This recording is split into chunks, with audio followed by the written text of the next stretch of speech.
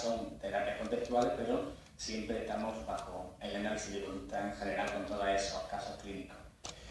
Veremos un poco en el orden que vamos a seguir la primera de Juan José Sánchez Oliz sobre el sistema de clasificación para el análisis del moldeamiento verbal, un estudio de la fiabilidad interjueces, un sistema de registro dentro de las propias sesiones de FAP para intentar científicamente verificar la eficacia y los cambios progresivos que se van teniendo en los casos clínicos. Hablaré yo después sobre las habilidades personales y terapéuticas del psicólogo que utilice FAP, dando pues una revisión general de qué habilidades necesita entrenarse o debería tener un psicólogo que trabaje con esta psicoterapia analítica funcional. Veremos luego lo que sería un caso de aplicación de la activación conductual en un caso de problemas depresivos y físicos graves, presentado por Silvia García. Y luego veremos a su vez también otra aplicación, en este caso un programa breve con ACT para mejorar la salud y el rendimiento académico en estudiantes de bachillerato, presentado por Juan José Macías. Y por último, también otro caso clínico de comprometerse a mirarse frente a frente para superar la evitación experiencia. Un caso clínico también de trastorno de pánico tratado a través de ACT, que sería Antonio Ruiz, pero no ha podido venir, con lo cual lo presentaré yo ese otro caso clínico. Va a ser un poco la secuencia que vamos a ir explicando en estas ponencias y luego entonces al final, como hay bastantes temas comunes entre todas las exposiciones, pues podéis hacer todas las preguntas e intervenciones que queráis. Sin más, paso a Juan José. Muchas gracias, Luis. Bueno, antes de nada, como ha dicho Luis, agradecer a la organización de SABE por esta gran oportunidad que nos han dado de disfrutar de este congreso con excelentes profesionales. De alguna manera han pensado que yo también soy uno de ellos, así que bueno, vamos a ver qué es lo que puedo comunicar aquí en este sentido. Como bien ha dicho Luis, mi trabajo consiste en un sistema de clasificación para el análisis del moldeamiento verbal. Y bueno, voy a presentar un estudio de su fiabilidad entre jueces. ¿Se lo pongo?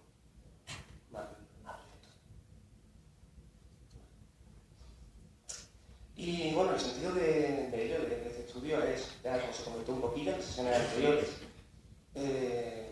hacer un poco un estudio exactamente en terapia, qué componentes son los que provocan el cambio, más allá de la estrategia o de las técnicas que se empleen. Cada uno de nosotros, los que nos dedicamos a la práctica clínica, si cogemos un manual de la terapia cognitiva de Beck o el último manual de ACT, eso no significa que estemos haciendo todo lo mismo. Realmente cada uno podemos hacer algo diferente y es una buena idea investigar, ver exactamente qué es lo que está ocurriendo, qué mecanismos son los que producen el cambio, independientemente de la estrategia que se esté utilizando. Entonces, bueno, vamos a hablar un poquito de la investigación de procesos. Exactamente a qué nos referimos cuando hablamos de investigación de procesos. Voy a presentar los resultados que hemos obtenido hasta la fecha. Vamos a hablar sobre la fiabilidad de estos resultados y, por último, bueno, digamos, mejoras metodológicas que se pueden hacer y fallos metodológicos que hemos experimentado y ver cómo eso se puede mejorar en ese sentido. Bueno, y por último, las conclusiones, de las cuales hablaremos de qué sentido tiene un poco investigar todo esto y en qué manera nosotros, los terapeutas y la sociedad en general, nos podemos beneficiar de este tipo de investigación de procesos. Cuando hablamos de investigación de procesos, hablamos de analizar aquello que ocurre en sesión y, bueno, el sistema que nosotros manejamos se trata de clasificar reglas que da el terapeuta, contingencias que también da y el comportamiento clínicamente relevante. En este sentido, hemos cogido la clasificación de FAP, de la psicoterapia analítico-funcional, por ser muy ideográfica y totalmente compatible con el análisis funcional del comportamiento. Por tanto, es de gran interés para realizar estudios de caso en investigación de procesos. Claramente sabemos que el moldeamiento verbal está ahí, pero pocas veces se ha mostrado. Pocas veces se ha mostrado y se ha visto exactamente a qué nos referimos, incluso cuando hablamos de moldeamiento verbal. ¿Qué es eso?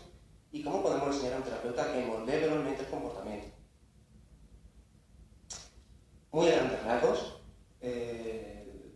la clasificación de este sistema, ¿no? Como bien he dicho, se trata de valorar la conducta del cliente en base al análisis funcional, en base a lo que la propia persona nos trae como motivo de consulta, ver que es una CCR1, una CCR2, una CCR3 y lo que no sería relevante que lo hemos categorizado como 4. Es decir, que esta clasificación se hace a posteriori, de manera que primero se graba la sesión y posteriormente el terapeuta escribe y va diciendo que qué se considera, en este caso, una CCR de cada tipo, ¿no? En cuanto a la regla del terapeuta, hemos considerado reglas de cumplimiento, de seguimiento y aumento. Cumplimiento sería una regla más directa, seguimiento sería una regla no tan directa y dirigida más a un aprendizaje directo en relación a las contingencias, y aumentar sería introducir la propia elaboración analítica de la persona en cuanto a las funciones de su propio comportamiento, para que desarrolle él mismo esa capacidad de elaborar su propio repertorio de comportamiento, ser consciente de la funcionalidad de su conducta, ¿no? Y bueno, la contingencia terapeuta refuerza el castigo en su múltiple variante. Por tanto, los objetivos que nos hemos propuesto en este sentido son determinar comportamientos verbales funcionales que sean en terapia, es decir, tenerlos ahí, ver exactamente qué es lo que ocurre, analizar funcionalmente la interacción entre terapeuta y cliente, valorar los cambios producidos en esas interacciones y categorías, es decir, describir cómo fluctúa, exactamente cómo se comporta esto que estamos midiendo, y explorar la relación de los cambios verbales dentro de la terapia y los cambios clínicos del cliente, es decir, en qué manera el comportamiento que estamos categorizando del terapeuta afecta o no al comportamiento, los cambios que podemos ver a las fluctuaciones del comportamiento del cliente-paciente en este sentido. Hasta la fecha lo hemos hecho de esta manera. Hemos transcrito sesiones, hemos grabado primero sesiones en audio totalmente, las hemos transcrito y las hemos clasificado por relevancia de la contingencia. Más o menos para que os hagáis una idea de en qué consiste esto que estamos haciendo sobre el día a día. Hemos tenido los resultados. Ahora veremos exactamente qué fiabilidad tiene o qué error metodológico hemos podido cometer. Vale, aquí podemos ver la frecuencia, en este caso la probabilidad, a lo largo de las 7 sesiones de un caso breve que se tocó con la terapia de gestión de compromiso. No vamos a entrar aquí a discutir las cuestiones del caso en concreto, porque lo que interesa es lo que se quiere presentar en la metodología. Entonces, en ese sentido, no vamos a hablar de ello. Lo que sí se refleja en esta gráfica, en este sentido, es como al principio la conducta clínicamente relevante o, digamos, antiterapéutica de alguna manera, son más altas y, conforme avanza la sesión, la de tipo 2, que son las más proterapéuticas, aumentan. Lo mismo ocurre si hablamos de la conducta dentro de la sesión. Como podemos ver ahí, las de tipo 1, que serían las conductas problemas, de alguna manera van descendiendo, mientras que las de tipo 2 se mantienen más o menos estables. En cuanto a la contingencia del terapeuta, podemos ver que hay una preponderancia del refuerzo positivo, ante todo, y poco castigo, ¿no? En este caso, atención. En cuanto a las reglas, también lo mismo, ¿no? Podemos ver más de seguimiento, casi paralela, algunas veces a la de cumplimiento, y pocas motivacionales o de aumentar más que motivacionales. El interés, creemos que facilita este estudio, es relacionar justamente lo que hemos visto antes, ¿no? En qué manera estas líneas, ¿no? Estos puntos que hemos valorado, estos que hemos descrito, que hemos clasificado, qué relación puede tener entre sí. Entonces nosotros hemos considerado que un comportamiento proterapéutico puede ser cuando el terapeuta refuerza la CCR de tipo 2 y la de tipo 3 y extingue la de tipo 1. Y que un comportamiento antiterapéutico o no terapéutico de alguna manera es cuando se refuerza la de tipo 1 y se extingue la de tipo 2 y la de tipo 3. En este sentido podemos ver cómo, explorando la relación que existe entre estas dos clasificaciones, al principio, en este caso, hay una mayor tasa de error, por así decirlo, en el cual el terapeuta no refuerza lo que tiene que reforzar y no extingue lo que tiene que extinguir.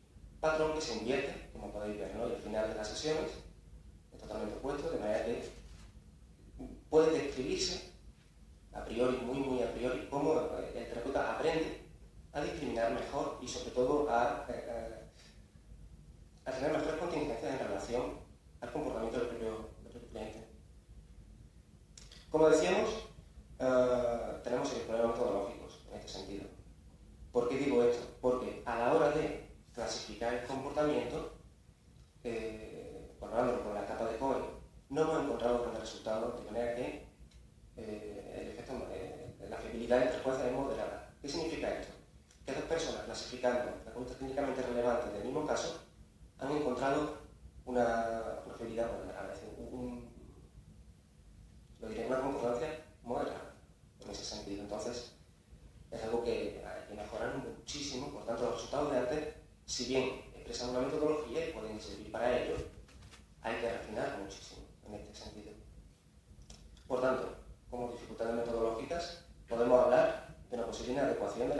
descripción como método.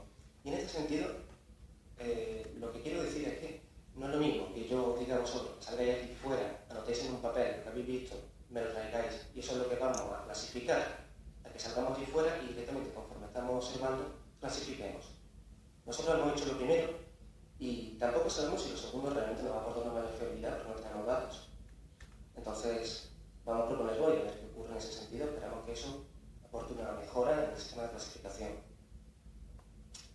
Ventajas de clasificación directa por pares. Una vez que dos personas están escuchando un audio, pueden clasificar directamente el propio comportamiento conforme está ocurriendo.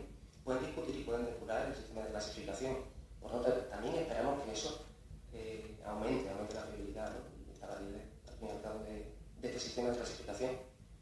Depuración del sistema de clasificación o integración con alguno existente con mayor recorrido, bueno, como el del grupo Acobeo, del Instituto Terapéutico de Madrid, del grupo de María Jesús Troján, que ya llevan un recorrido excelente. Entonces, ver cómo esta clasificación puede integrarse y, de hecho, puede no ser concordante en ese sentido, pero que también podría aportar muchísima ventaja y muchísima fiabilidad al método.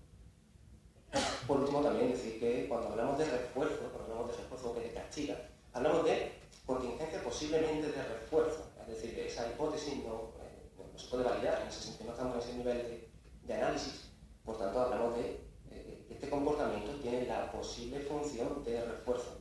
Para ello hay que hacer un análisis a posteriori y ver que efectivamente, tras la emisión del refuerzo, el comportamiento objetivo aumenta su probabilidad de ocurrencia, cosa que la hagamos un poco por hecho en ese sentido. No nos metemos en esa cuestión. Pero sí que creo que es cierto que hay que reflejarlo, ¿no? No se trata de decir, no es un refuerzo, ¿por qué? Ojo, no lo sabemos en ese sentido. Bueno, por último, no sé cómo voy de tiempo. Para el futuro, más casos con relación al resultado de mandamiento. Hasta la fecha que llevamos un par de casos solamente y, bajo mi punto de vista, estamos en un punto piloto en el cual hay muchísimas cosas que depurar, pero bueno, está bien, no está tampoco demasiado mal, me gusta pensar. Incluir casos de fracaso terapéutico, no solamente de éxito, y ver exactamente ahí qué está ocurriendo. Tener muy en cuenta que estamos hablando de un estudio exploratorio, no estamos hablando de un estudio experimental, porque para ello tendremos que manipular las variables que estamos midiendo y tendremos que literalmente causar fracasos terapéuticos para ver si exactamente la hipótesis se puede falsar en ese sentido, cosa que éticamente no es posible. Bueno, por supuesto, la interacción con las líneas de investigación similares, como ya he recorrido, como ya he dicho, el poco veo del tema. En definitiva, ¿esto de qué nos sirve?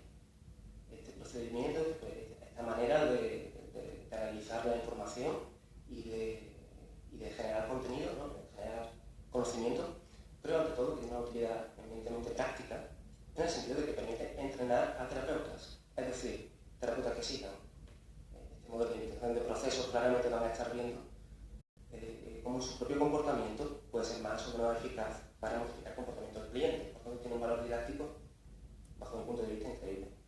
También una evaluación de eficiencia más allá de la eficacia, más allá de investigar o de tener conocimiento sobre aquello que funciona, sienta las bases para un conocimiento del por qué funciona aquello que funciona y traducirlo a principios básicos de aprendizaje, que al fin y al cabo es de lo que se trata, común a todas las psicoterapias. Y bueno, por último también, presentar la psicología como una ciencia, tecnología, que genera conocimiento aplicable, directamente aplicable, para mejorar prácticas que ayuden a las personas a las cuales tenemos la suerte de poder ayudar, para la redundancia. Nada más, agradeceros vuestra participación aquí, sabiendo que es sábado por la mañana, sois unos valientes todos. Así que muchísimas gracias por mantener mi conducta y ahí tenéis información de contacto. Muchísimas gracias.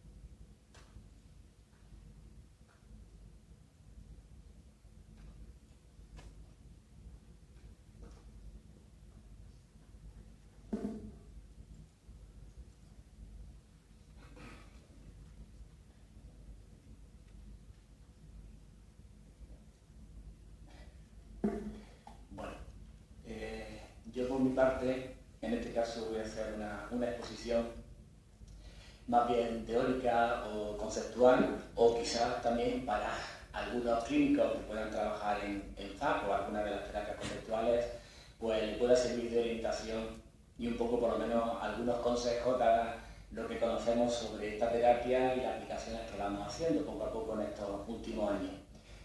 Constituye realmente lo que voy a exponer, y ya aprovecho para proporcionar un libro que va a aparecer dentro de un par de meses y tal, sobre precisamente sobre habilidades terapéuticas dentro de la terapia de FAP, puesto que requiere otro tipo de habilidades, otro tipo de situaciones, otro tipo de vivencias, mayor experiencia por parte de un terapeuta, de forma que realmente quien se ponga a hacerlo tenga ya en su propio repertorio y su propia historia como clínico toda una historia que no tendría cuando comienza, cuando hace algún otro tipo de terapias de modificación de conducta más tradicionales. De esa manera hemos intentado, y voy a resumir aquí y exponer un poco, aunque sea rápidamente a buena pluma, pues cuáles serían ese conjunto de habilidades. Por quien no lo conozca, o solo así en plan general, pues por lo menos voy a intentar exponer muy rápidamente también las características que tendría la psicoterapia analítica funcional, básicamente pues explicar cómo es la relación terapéutica, cuáles son esas funciones del terapeuta, sin entrar en muchos detalles. No se trata aquí ahora de explicar FAP, ya hay unos cuantos libros en castellano y 3 o 4 manuales también en inglés, entonces pues hay un remito, pero sí hacer pues un retrato un poco para poner en situación por qué hablar entonces de unas habilidades clínicas especiales que se pueden entrenar, que son necesarias, que son importantes para trabajar mejor desde esta aproximación. Y sobre todo a estar avisando de algunos de los posibles errores del terapeuta, que como ya se ha visto justo en la exposición anterior, el terapeuta puede estar cometiendo, e incluso podemos tener un sistema como el que acabamos de ver, observacional, donde realmente al propio terapeuta se le puede estar dando también feedback para mejorar, y los datos nos dicen que efectivamente sirve. Y entonces muchas veces los terapeutas cometen errores, pero la cuestión es que se puede ir remediando progresivamente a lo largo de las propias sesiones. Para hablar entonces, como decimos, de 3 partes, digamos, un poco hemos organizado lo que sería una serie de habilidades clínicas, que serían habilidades, aprendizajes, historias profesionales que debería tener un clínico trabajando desde aquí, que también tiene mucho en común con otras psicoterapias, desde otras aproximaciones, pero a su vez también otra serie de habilidades personales, que también son muy importantes, puesto que lo que vamos a trabajar desde FAP siempre va a ser la relación personal inmediata, el vis a vis con otra persona, con lo cual ahí se tienen que poner entonces toda la carne del asador en esa hora de terapia, y si no tienes habilidades personales, pues pueden surgir grandes dificultades. Lo que supone a su vez también de un tercer factor y hablar de ciertos valores personales. ¿Qué quiere decir? Pues también una serie de reglas de historia que ese clínico debería tener como valor general para aproximarse a toda una función o una tarea terapéutica o un trabajo como tal terapeuta. Entonces vamos a intentar ver todos esos apartados. Bien, como decía, en plan muy genérico, esas son las fotos de Kohlenberg y Mabisheri, son los que sacaron ya por el 91 el primer manual de la psicoterapia analítica funcional. Lo que, digamos, el surgimiento, la importancia que tenía en su momento es porque observaron, y a partir de esa observación con muchos estudiantes y de su propia práctica clínica, que aquellos terapeutas que tenían una relación emocional con el cliente, que tenían una relación muy estrecha, íntima, con ese cliente, mejoraban y casi a veces hasta el doble que otros terapeutas, dentro de la misma técnica. Con lo cual comenzaron pues, a manejar en sí y intentar estudiar lo más objetivamente posible cómo se produce esa relación terapéutica. Y eso es lo fundamental. Las características vienen dadas por el propio nombre, es decir, si hablamos de una psicoterapia es porque se trata siempre de una relación entre dos personas, como cualquier psicoterapia desde cualquier asesión psicológica. Estamos siempre en un marco de una habitación, un sofá, un asiento y dos personas hablando. Con lo cual, formalmente, o desde fuera, pues no se distingue de muchas otras psicoterapias. Y se supone que a partir de eso que hemos hablado en una hora vamos a cambiar a la persona el resto de sus 7 días de la semana. Esa analítica, por cuanto se va a ir centrando, y el terapeuta tiene que ir haciendo un desmenuzamiento de las conductas muy específicas, que bueno, ya se ha hablado de cómo vamos a clasificar ese tipo de conductas y vamos a tener que estar haciendo análisis funcionales continuos para prácticamente minuto a minuto de cómo va sucediendo. De ahí que la necesidad de supervisión o tener determinados registros, grabar las sesiones, etcétera, sea una herramienta fundamental de autoaprendizaje, de corrección, etcétera, porque tenemos que estar ojo a visor continuo haciendo análisis funcionales de qué función tiene lo que me acaba de decir esta persona. Y en función de eso, cómo reacciono, qué hago, qué digo, etcétera. Entonces, tendría pues eso, las características que implica justamente su nombre.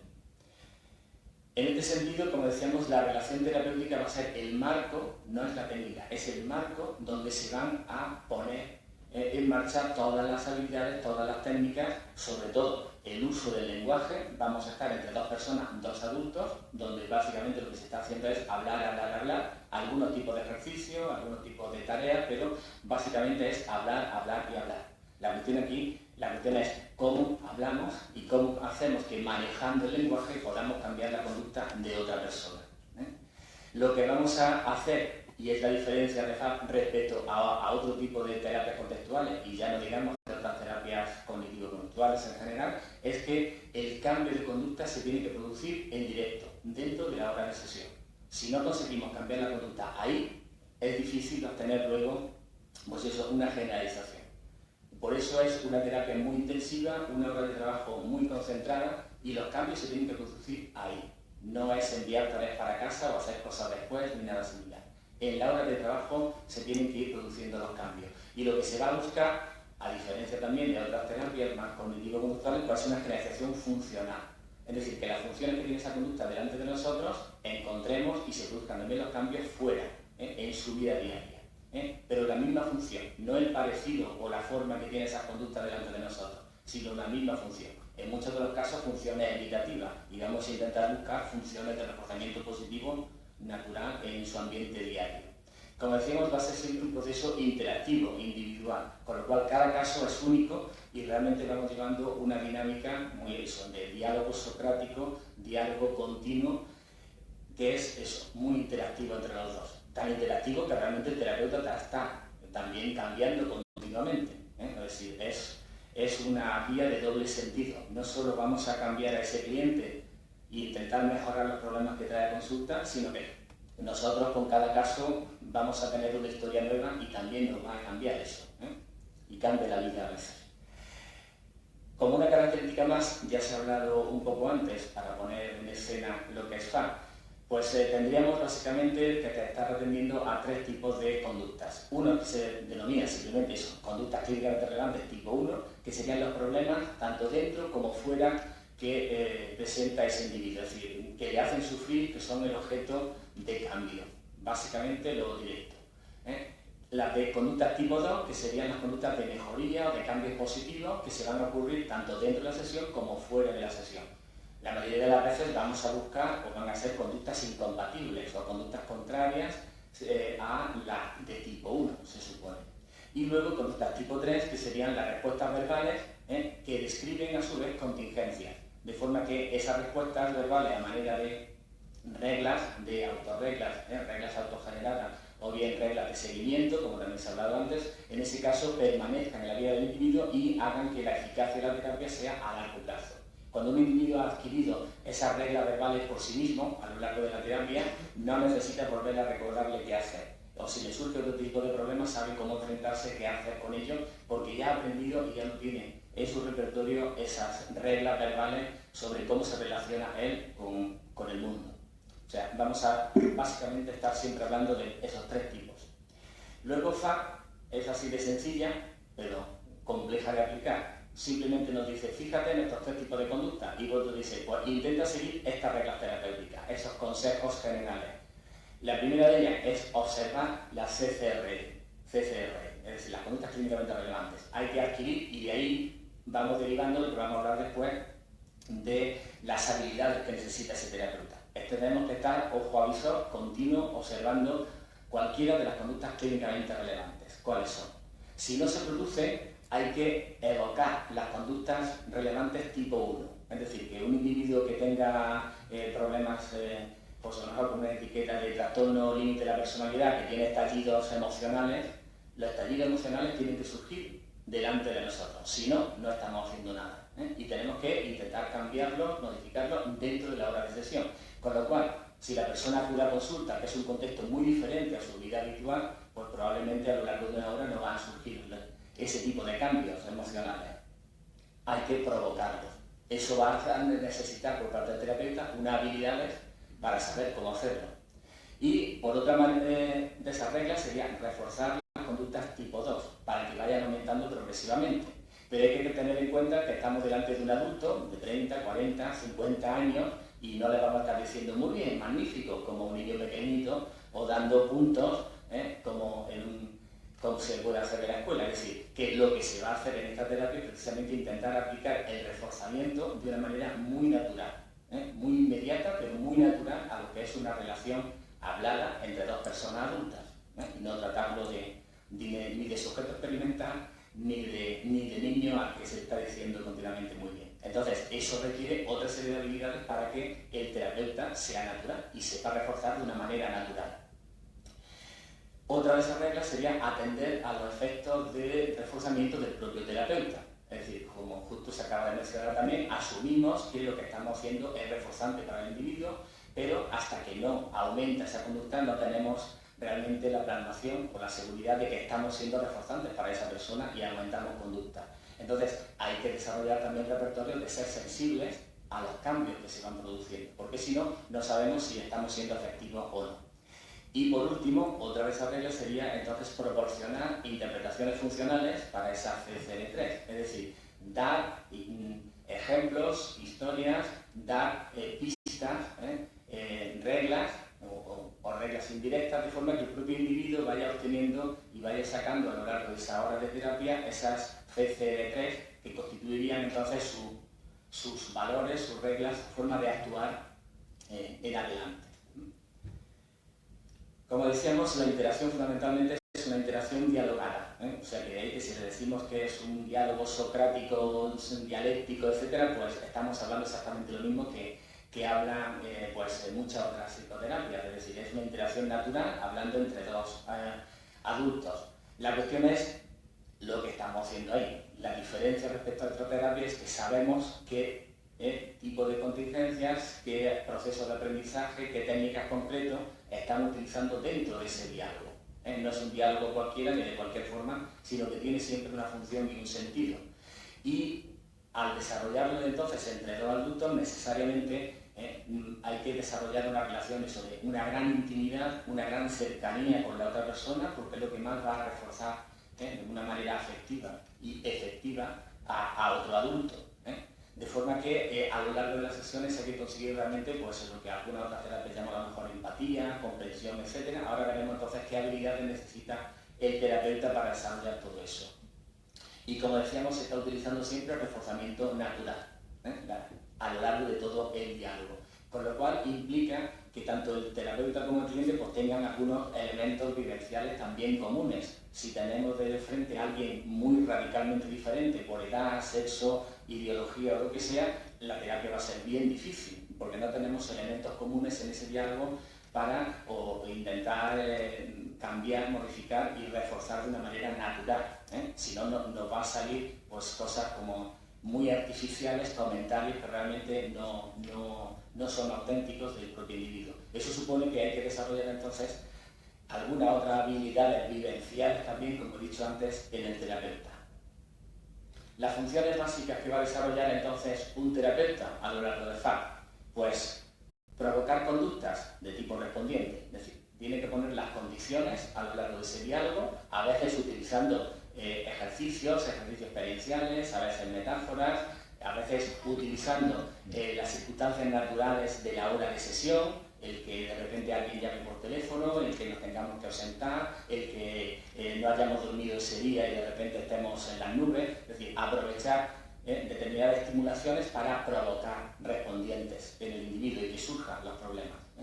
Por otro lado, otra función va a ser evocar conductas de tipo operante, es decir, hacer más probables, a veces a reglas, prompting o ayuda para que aparezcan determinadas conductas, determinadas afirmaciones por parte del individuo, de forma que vamos poco a poco haciendo más probables las conductas tipo 2, que van a ir aumentando de probabilidad. Y por otro lado, igual que presentamos estimulación antecedente, pues vamos a ser los que presentemos estimulación consecuente, es decir, reforzar, reforzar, reforzar y presentar contingencias inmediatas en ese diálogo. Básicamente van a ser las funciones del terapeuta. ¿Qué supone? Y ya en la versión anterior ya hemos visto cómo pues eso, clasificamos y podemos registrar a partir de las grabaciones cómo está ocurriendo la conducta del terapeuta. Pues básicamente un terapeuta de dejar y también de otras aproximaciones, sin que él lo sepa o se dé cuenta, van a ocurrir dos tipos de errores fundamentales. Por un lado, el reforzar inadvertidamente CCR1, es decir, conductas que son clínicamente relevantes y sin embargo el terapeuta pues entra al trapo. Lo que conocemos como entrar al trapo es reforzar socialmente, reforzar. Si tú a una persona le dices un determinado problema y le pides más detalles y le dices sí, y cómo es, pero eso y entras siguiendo ese hilo de conversación, lo estás reforzando, lo estás manteniendo. Algo que muchísimos terapeutas cognitivo-conductuales hacen cada 10 minutos sin se da cuenta. Entonces, lo que se trata en este caso es que, por poner dos ejemplos muy palpables de errores, es que muchas veces el terapeuta deja hablar, que está bien en la primera fase, en la primera o segunda sesión, para evaluar el caso, para conocer la historia de la persona, pero cuando ya llevas y la persona te ha contado 5 veces la misma historia y casi tú se la puedes contar a él con los mismos detalles, pues es evidente que eso ya es nacer cerebro. La cuestión es, ¿te comportas así entonces también con todos tus amigos? Pues normal que nadie te invite a una fiesta ni a tomar 2 cervezas, porque si vas siempre con el mismo rollo y tu amigo ya se lo has contado 10 veces, pues ¿para qué quieren oírte hablar? Es decir, está produciendo exactamente la misma función en nosotros. Si nosotros inadvertidamente entramos a la conversación, tendremos a un individuo que estamos perdiendo el tiempo hablando y hablando continuamente siempre de lo mismo. Otra muy característica es precisamente reforzar la obediencia. Muchos terapeutas consideran que cuando el cliente hace muy bien los autorregistros, te contesta muy bien todas las preguntas, le haces una determinada técnica y te obedece todo y te está siempre afirmando, diciendo que sí, lleva razón, efectivo. Yo tuve uno de esos que me duró muchos meses y hasta que no me di cuenta y dije, sí, es eso, sí, es verdad, sí. Y uno se pone muy ancho y dice, lo he convencido. Y sin darte cuenta, esa obediencia es una CCR1. Es decir, porque precisamente es una dependencia del propio terapeuta, que es exactamente la misma función de dependencia que tiene respecto a su pareja, respecto a sus padres, cosas similares. Es decir, tenemos que comenzar a darnos cuenta de inmediato, en las primeras sesiones, que esa obediencia quizás sea una CCR1 y lo que hay que provocar sería la otra, la falta de obediencia. Algo que, a la inversa, muchos terapeutas castigan. Es decir, cuando un individuo se te enfrenta o te dice no, es que no he podido hacer los autorregistros, no, es que no tuve tiempo de hacerlo, entonces insistes en que lo haga, insistes en que haga esa tarea, etc., cuando precisamente el enfrentarse a ti o que te diga la opinión contraria puede ser una CCR1 en un individuo con falta de habilidades sociales o con esa obediencia continua en su vida. Entonces, ese otro error es precisamente no atender las mejorías. Las mejorías en las primeras sesiones son muy pocas. Las CCR2 o quizás ocurran 2, 3 en una sesión, pero hay que estar muy atentos para reforzarlas. Entonces, a veces error muy característico de los terapeutas es que esos pequeños avances, esas frases muy positivas, etcétera, el terapeuta está más pendiente de los problemas y la extingue, pasa por alto y no se detiene a reforzar la CCR2. Y como he dicho eso, a veces castigar los conflictos o los enfrentamientos con el terapeuta. La mayoría de los terapeutas cognitivo-conductuales, en cuanto el cliente le lleva la razón, ya, eso es una resistencia, eso no es manera, eso no. Y vamos a saco a intentar convencerle de lo contrario. Pues no, quizás ese es precisamente el error, porque lo que sí hay que reforzar es que la persona se enfrente a nosotros y tenga independencia de opinión, es decir, que realmente tenga autonomía en su vida, como objetivo quizás terapéutico. Todo eso un poco pues, nos lleva, como decía, a clasificar o recomendar el tener, si no se tiene, entrenarse, o sea, que son habilidades que el terapeuta se puede entrenar y a lo largo de un máster, a lo largo de unas sesiones de supervisión se puede ir entrenando, se pueden ir enseñando, que implicaría entonces una serie de habilidades clínicas del terapeuta. Y de hecho sería muy importante también para otro tipo de concepciones psicológicas. La primera de ellas, y vamos a utilizar los nombres un poco que utiliza de manera casi de marketing, Mavisei, de conciencia, coraje, conductismo. Entonces, lo primero, conciencia, conciencia con S, no conciencia subjetiva, sino conciencia, de ser subconsciente, darse cuenta de. Entonces, eso es una habilidad a desarrollar como observador. Tienes que darte cuenta exactamente de lo que está ocurriendo ahí. Y muchas veces pasamos desapercibidos de lo que tenemos enfrente justamente. Entonces, hay que estar pendiente absolutamente de todos los detalles, de los gestos que hace la persona, si está manteniendo el contacto ocular, si se retira más de la situación, por lo cual probablemente está distanciándose de nosotros, ¿veis? Ya casi me oís, mientras que otros se acercan tanto que casi te quieren comer. Entonces, eso ya te está indicando el interés o las características, digamos, más emocionales de lo que está contando en un momento dado. Entonces, hay que ser muy observador y, como ya decíamos, si hay una CCD1, si hay una CCD2, para actuar en consecuencia al respecto. Entonces, sería también otra medida el aumentar la conciencia del propio efecto que tienes como terapeuta y como tal reforzador. Tenemos que desarrollar habilidades para ser conscientes que le hemos dicho algo y que ha cambiado. A partir de ahí, se ha cortado en una frase o no ha dicho, o en la siguiente sesión te viene un comentario de las sesiones anteriores y te ha cambiado para mejor, para peor, lo que sea. Pero ser consciente de que cuando has aplicado algo ha tenido su efecto, porque si no, estamos aplicando los supuestos reforzadores un poco en el aire, sin saber si son o no. Y también, pues eso, conciencia de los propios errores y aciertos, que se puede aprender también con supervisión, pero sobre todo, y si no existe esa posibilidad, grabarse las sesiones, observarse, o en vídeos o en grabaciones, pero una y otra vez, y intentar a posteriori analizar realmente si se ha hecho esa correspondencia entre CCR1 y reforzamiento y CCR2 o reforzamiento o castigo y cómo lo hemos hecho para intentar mejorar. Es decir, el terapeuta no va a ser perfecto desde el principio, ni nunca va a ser perfecto, va a tener días mejores, va a tener días peores, pero la cuestión es que pueda ir aprendiendo en ese proceso. Si no desarrollamos una habilidad para estar pendientes de, para ser conscientes de todo ese conductas, no solo del propio individuo, sino muchas también de nosotros mismos, pues entonces va a ser difícil desarrollar una psicoterapia así con adultos. Otro concepto es el coraje, algo que en muchas psicoterapias esto lo puede sonar un poco extraño. Coraje, ¿qué quiere eso decir? Pues que hay que tirarse a la plaza de todo, hay que tirarse a torear. No se puede ver, y eso es una concepción de muchos terapeutas, tú estás ahí, eres el que tiene el problema, y yo estoy aquí, que soy el sabio, el listo, estoy por arriba, y yo no tengo los problemas. Y yo te digo lo que debe hacer y cómo puede hacerlo. No, aquí saltamos, hay que meterse y tirarse al ruedo con ese individuo y mojarse en el barro junto con él. ¿Para eso qué supone? Pues hay que tener valentía, coraje, para realmente emocionarse, alegrarse y estar, digamos, como un compañero en intimidad también con esa persona.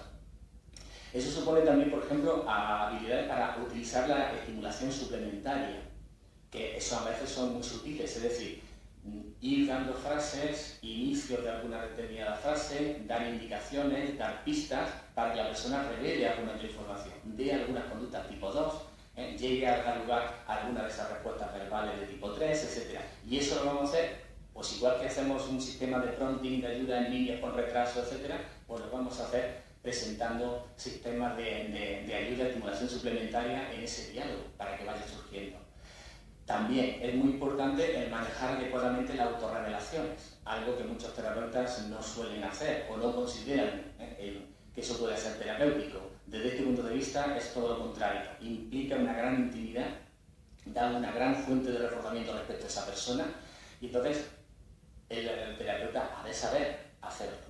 Y a veces, en muchas ocasiones, pues a mí me ocurrió tal cosa y efectivamente realmente entiendo ese dolor. Yo tuve una pérdida similar en este caso no hay ningún peligro ni ningún problema en contar una historia personal o una historia de tu hermano, de tu primo o de un cliente de hace 3 años, siempre que pueda enlazar con la historia de esa persona que tenemos enfrente. Entonces las autorrevelaciones son parte de esa naturalidad e influyen muchísimo en ese reforzamiento natural que decíamos.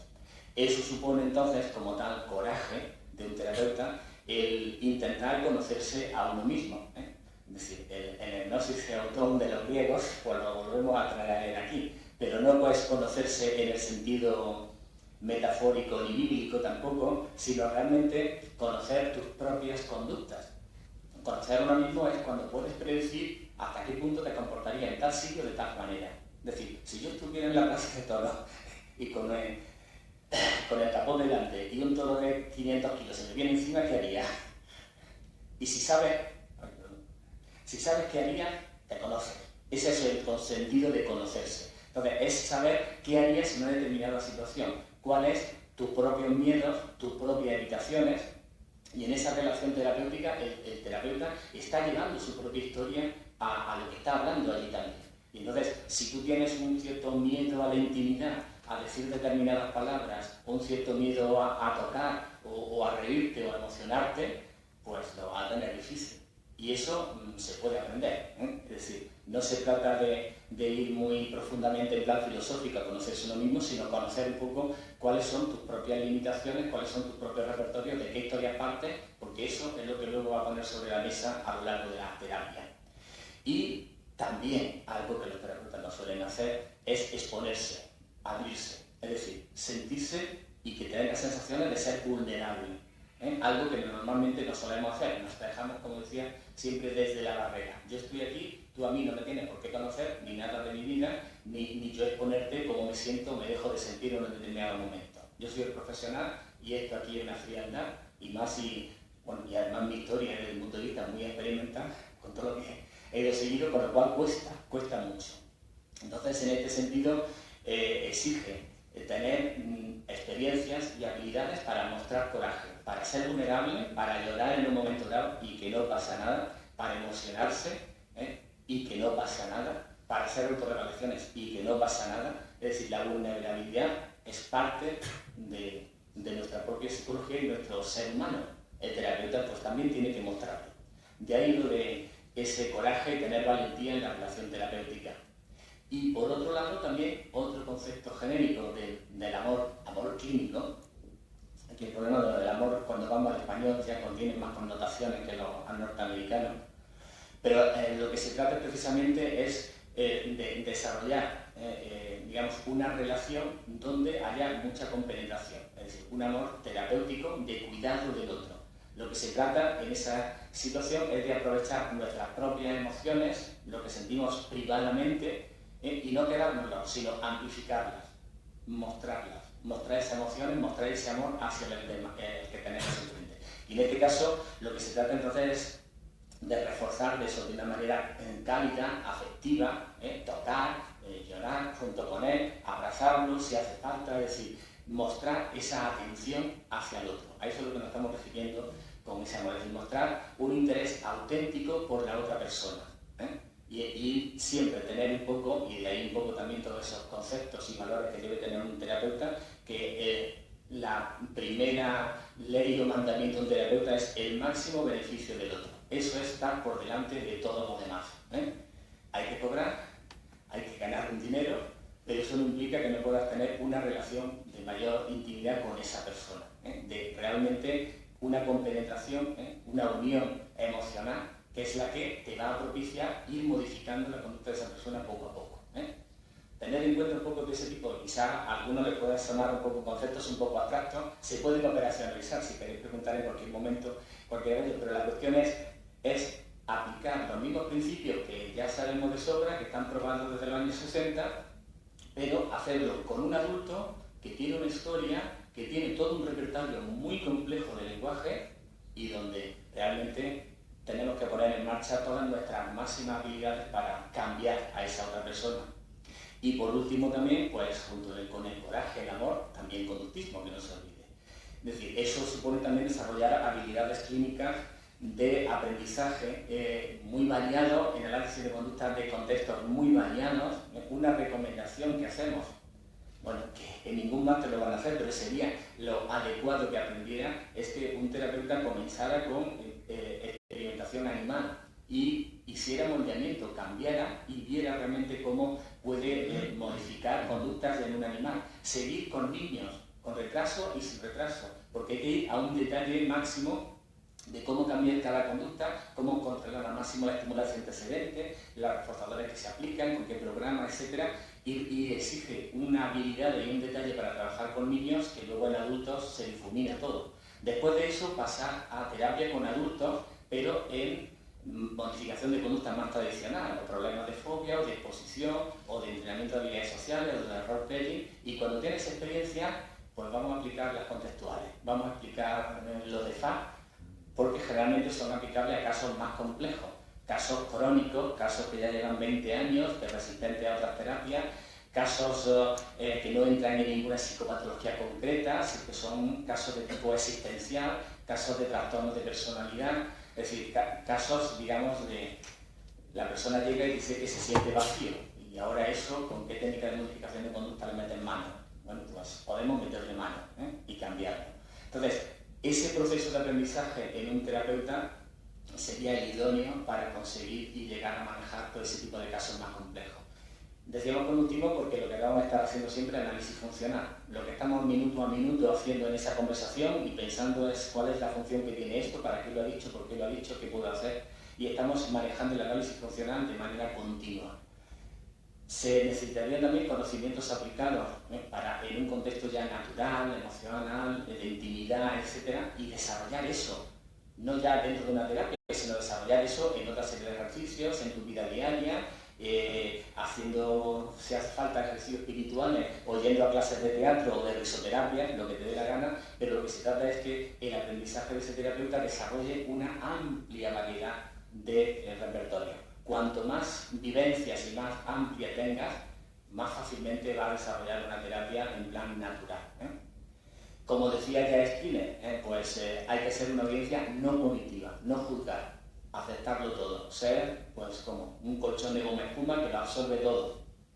Y lo que se trata de crear en la relación terapéutica es un espacio, digamos, como sagrado, un espacio donde todo puede ocurrir, donde todo, lo que ocurre dentro de la consulta se queda dentro de la consulta, nunca mejor dicho. Y el terapeuta va a ser siempre alguien que absorba todo, que no castigue nunca. O la validación del otro, confirmar al otro siempre, comprenderlo, aceptarlo tal cual es, etc. Es decir, en el momento en que un terapeuta de la orientación que sea va y ya tiene un cierto prejuicio respecto a esa persona, ya tiene una cierta indicación, ya considera que eso es malísimo y está haciendo juicio de valor, ya lo tiene todo perdido. Mejor que lo remita a otro. Bien, hablaríamos luego después, voy a intentar recordar, de otra serie de habilidades personales, es decir, que se pueden también cultivar, se pueden ir aprendiendo poco a poco, quizás requieran más tiempo, pero también son necesarias. En este tipo de habilidades personales del terapeuta sería ser una persona afectiva, atenta, cálido, es decir, estamos refiriendo a que no solo dentro de la sesión terapéutica, sino en tu vida diaria has desarrollado y tu historia. Si no te has llevado, pues tienes que intentar crear las condiciones para que te lleve eso, a ser afectivo, atento, cálido, a crear intimidad con otros, a mostrar cercanía con otras personas y sobre todo a ser auténtico, a mostrar sinceridad, como eso dicen, de ser tú mismo, pues eso, porque en esa relación con otro adulto, si te coge una mentirijilla, aunque sea muy tonta, ya la has liado. O sea, todo lo que haya cagado en las últimas 5 o 6 sesiones y te coge en una contradicción o te pilla en algo que le has dicho por compromiso y no te lo creías o es falso y pilla, ya te has cargado toda la relación terapéutica. Hay que ser auténtico. Y si no conoces de fútbol porque no te gusta el fútbol o no te gustan las canciones que le gusta a esa persona, o no, yo es que la música clásica ya es que jamás, para mí es que es muy aburrido, etc. No le va a decir eso, pero la cuestión es, si le va a plasmar tu sinceridad de que no sabes nada de música clásica, no te va a poner allí a intentar compatibilizar con esa persona y hablarle de los mismos grupos o de los mismos conciertos o del fútbol, porque es el reforzador teóricamente para esa persona, ¿no? Ser auténtico y no, para mí el fútbol, bueno, sí, alguna vez lo veo por ahí porque aparecen los telediarios, pero sí, pero la verdad es que si he visto fulano de tal, ¿y tú de qué equipo eres? Y continúa la conversación, pero no mostrar, digamos, falsedad o intentar congraciarse con otro en plan no sincero. Ser expresivo emocionalmente y ser espontáneo y natural, tal cual. Y eso, aunque parezca sencillo, no es tan sencillo. Cuando estamos digamos, en un contexto como muy estipulado ya, no es un laboratorio, pero de alguna manera hemos creado ya entre todos en la relación terapéutica una situación como muy cuadriculada de cómo debe ser esa relación, con lo cual romper eso y ser más espontáneo y más natural en el diálogo y demás, pues supone bastantes habilidades personales que no se suelen tener. Lo que otras terapias dicen exactamente igual. La empatía, compartir sentimientos, y no se trata de ponerse en el lugar del otro, sino saber entender, saber las variables que llevan a esa persona a se emocione y por qué nosotros también nos emocionamos, etc. Compartir ese tipo de emociones.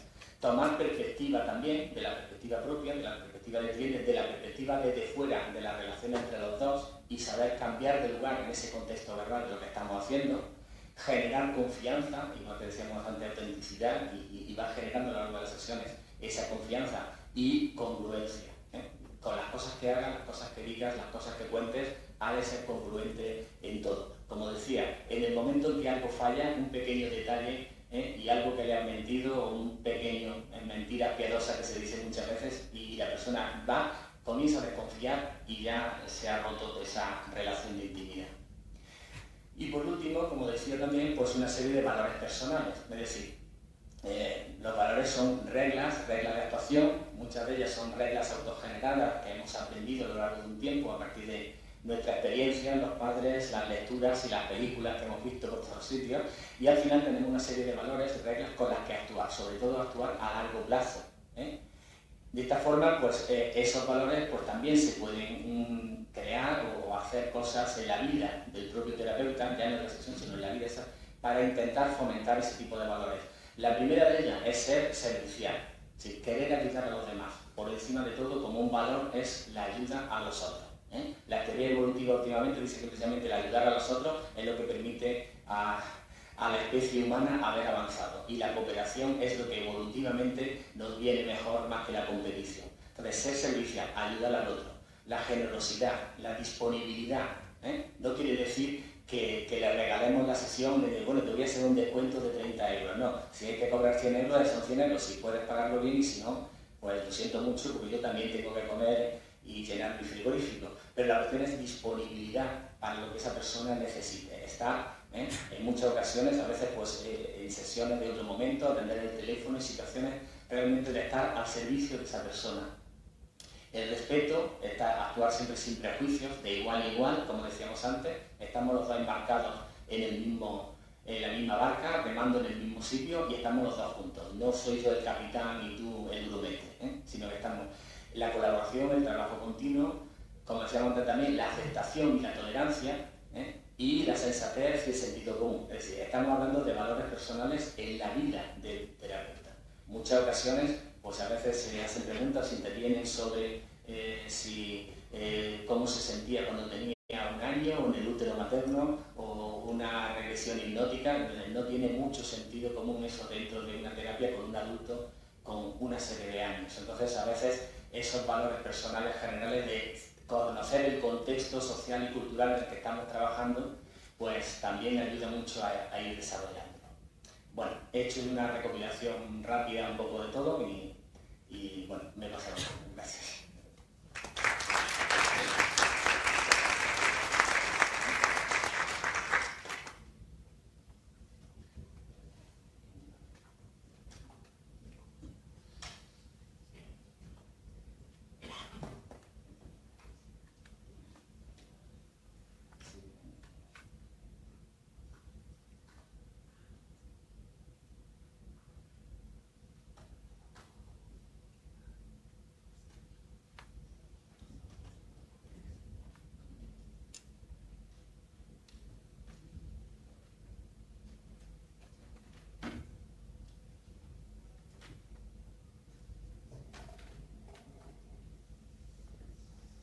Hola, buenos días. Yo soy Silvia García. Antes de nada quiero agradeceros vuestra asistencia y a la organización el permitirme estar aquí.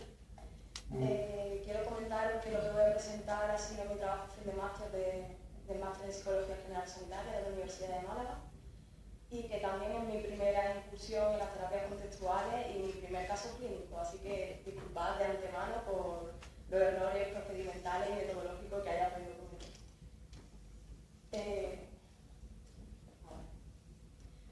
Voy a empezar hablando del origen de la activación conductual.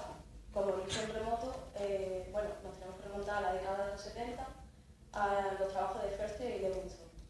Förster fue el que desarrolló el modelo conductual de la depresión, para el cual la depresión era el resultado de una baja tasa de reforzamiento positivo, o sea, de refuerzo positivo, y la presencia de refuerzo negativo, de conducta de evitación. Levinson, por su parte, se basó en este modelo conductual para desarrollar la automonitorización y programación de actividades agradables que después Beck incorporó en su terapia cognitiva. Pero realmente el verdadero origen se encuentra en los hallazgos del estudio de Jacobson y colaboradores en 1996. Querían averiguar que si la eficacia de la terapia cognitiva se debía por igual a todos sus componentes, es decir, a la activación conductual, a la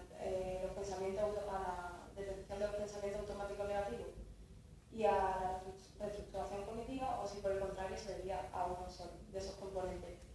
Los resultados fueron sorprendentes, puesto que no se hallaron diferencias significativas entre las tres condiciones.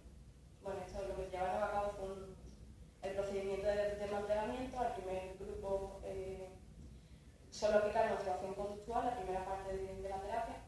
Al segundo, la activación conductual junto con la detección de los pensamientos automáticos, y al tercero, la terapia cognitiva completa. Por eso los hallazgos son sorprendentes, puesto que llegaron a concluir que las terapias cognitivas no eran necesarias para conseguir el cambio terapéutico en depresión, y supuso el paso de ser una mera técnica, la activación conductual, a una terapia por sí misma.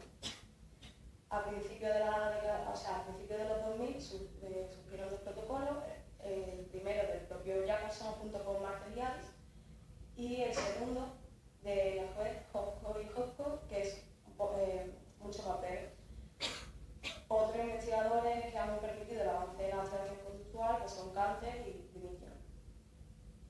La activación conductual, como la mayoría ya sabréis, es una terapia breve, estructurada, más personalizada que las terapias conductuales tradicionales. Se basa en la puesta en marcha de planes de acción que deben ser acorde a los intereses del paciente, realizarse con cierta independencia del estado de ánimo, aumentar las interacciones positivas, realizarse de acuerdo a los principios de la aproximación sucesiva. Y bueno, y es muy importante eliminar la conducta evitativa, es decir, que es imprescindible realizar un buen análisis funcional. Tiene un carácter diagnóstico porque también ha demostrado ser eficaz en otros trastornos del estado de ánimo y otros trastornos y patologías conmovidos por la depresión. Para la APA, en 1998, la División 12 de la APA afirmó que la activación conductual contaba con un fuerte apoyo de investigación, pero ahora mismo se encuentra en estado de derogación. Según no me acuerdo de quién eran los criterios, pero vaya, porque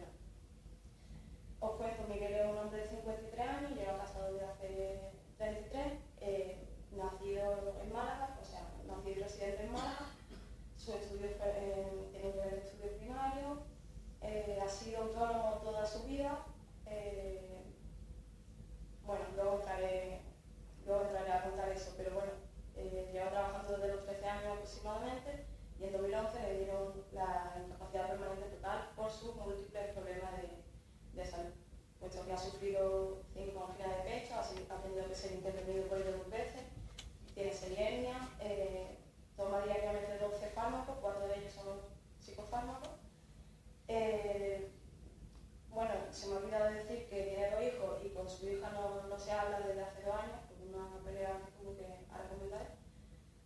Y en cuanto a la realidad social, afirma que no tiene amigos porque siempre ha sido una persona muy... O sea, que por la experiencia de la vida le han hecho ser desconfiado y siempre se ha centrado en su familia, aunque por su problemática actual pues, se ha aislado y no tenía ya contacto ni con su hermano. Todo comenzó en el 2011, cuando su negocio comenzó a ir mal. Eso le suscitó unos sentimientos intensos de fracaso que le llevaron a cometer un intento de suicidio. Ahí es cuando empezó a ser atendido en la unidad de salud mental. Poco después le dieron incapacidad permanente total. Como he dicho, llevaba trabajando desde los 13 años, siempre se había volcado en el trabajo, entonces pasar de todo a nada, pues además una persona que no tiene nada de aficiones, bueno, eso, tenía mucho tiempo libre, pues lo dicho, le generó un sentimiento de inutilidad. Pero el problema principal, o sea, lo más determinante, fue el fallecimiento de su madre, que fue por una negligencia médica, por un trombo no detectado. Él insistió al médico en llevarle a urgencia y el médico le dijo que no hacía falta y 2 días después falleció. Pues ese sentimiento de culpa le llevó hasta terminar la consulta durante años. Después tuvo otra serie de fallecimientos cercanos, 2 cuñados, su padre. Cuando fallece su padre, fruto de la carga emocional del duelo, tuvo un enfrentamiento con su yerno y su hija se posicionó al lado, o sea, de parte de su pareja, lo cual supuso la pérdida de contacto y desencadenó pues, el segundo intento de suicidio. Cuando llega a la consulta, aproximadamente en febrero o marzo, su nivel de actividad es muy bajo, no tiene contacto social, como he dicho, no tiene nada de actividades lúdicas, lo único que hace es ver la tele y dormir. Su comunicación con su mujer es muy brusca y agresiva y está cometiendo acciones contra su salud, como no ponerse por la noche la máquina para la apnea o tomarse la medicación de forma irregular o directamente no tomársela. Los instrumentos que se seleccionaron fueron acordes a las características del paciente y al diagnóstico dado por su unidad de salud mental. Destacar que su depresión era grave, la ansiedad elevada, tenía un alto grado de dedicación rumia y sus creencias nucleares era que no era nada, que era un mal padre, que era el responsable de la muerte de su madre y que era un estorbo. Los 2 registros pues, corroboraron lo que él comentó, de que realizaba pocas actividades y nada de lúdica y eso y tenía correlación con el estado de ánimo. El diagrama analítico funcional es una representación gráfica del análisis funcional cuya función es permitir analizar, identificar y seleccionar las variables causales modificables sobre las que son más beneficiosos intervenir. Por sus características, vimos conveniente empezar aumentando la actividad física y social para que de forma indirecta se modificasen los sentimientos negativos. Una vez conseguida la activación, de cara a mantener los cambios futuros, se pretendía abordar las situaciones críticas como la forma de comunicarse. Las técnicas que se emplearon fueron las del protocolo y todo de forma transversal a lo largo de la terapia. El primer paso de la activación conductual es la selección del objetivo vital. Miguel no sabía qué es lo que pretendía conseguir, entonces se le ayudó eso, en las distintas áreas, familiar, social, salud. Y lo que dijo fue retomar contacto con sus familiares, disfrutar más de la compañía de su mujer, porque tenía la impresión de que no habían vivido, que siempre se habían dedicado a su hijo, después su mujer tuvo que cuidar de su padre, y ahora están viviendo con su suegra, que tiene desde hace 2 años, que tiene diagnosticado una Alzheimer y se vive con él. Cuidar de su salud y aprovechar más su tiempo libre.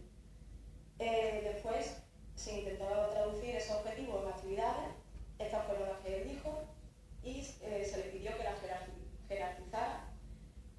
Y estas son las que él dijo como más sencillas. Realizar una llamada diaria a algún familiar, porque tiene una familia muy extensa, tiene 5 hermanas, un montón de sobrinos. Dar un paseo por el paseo marítimo con su mujer 1 vez a la semana y pasear todos los días al menos 1 hora. Antes de la puesta en marcha de las actividades se le explicó el primer diagrama analítico funcional y este de trampa camino,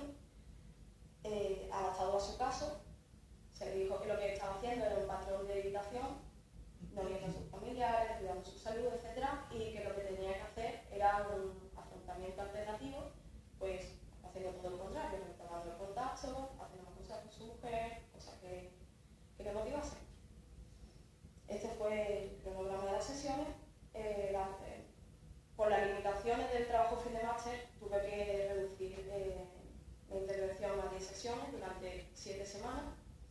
El plan de las sesiones era revisar los autorregistros y si había, bueno, la primera semana se empieza con pocas actividades, 1 o 2 actividades, si se cumplen, para la siguiente semana se añade una más, si no se cumple, se refuerza igualmente y se busca conjuntamente las soluciones, o sea, el porqué del no cumplimiento y la solución.